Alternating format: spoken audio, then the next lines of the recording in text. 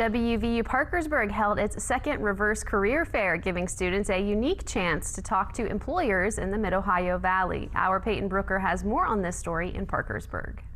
West Virginia University Parkersburg held its second ever Reverse Career Fair for students to showcase their skills to other employers in the Mid-Ohio Valley. Vice President of Institutional Engagement for WVUP, Olivia Reeder, explains how the fair works. So a reverse career fair kind of flips the traditional narrative on its head. So instead of going out to a job fair where they're meeting different employers, the employers are going to come to them.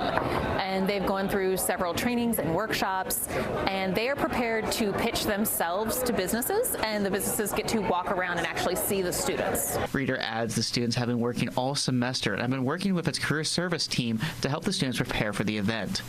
Some of the students say what they're hoping to get into after college. I'm really interested in graphic design work. I also feel like news reporting would be an interesting field to play around with. I like a maintenance job, maybe something in supervisory and in safety management. It's very important that the production goes smoothly and safely, and we need to be able to produce things in a safe manner that people don't get hurt and production just keeps going and no money is wasted in the process. Shaylee Kobe with Concellium explains some of the questions they look into when they are talking to a student.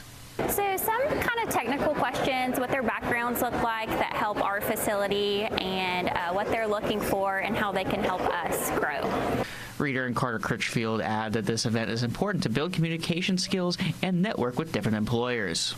It's a great opportunity for them to get out in front of people, speak, kind of shake off those nerves, and soft skills are really important, and this gives them an opportunity to really showcase those and showcase what they've learned with all the effort they've put into the preparation for this project. It's good to get out there and meet people around because, you know, you gotta, for future interviews, for future anything, you're always going around meeting people, so it's always a good opportunity to get out there and meet as many people as you can.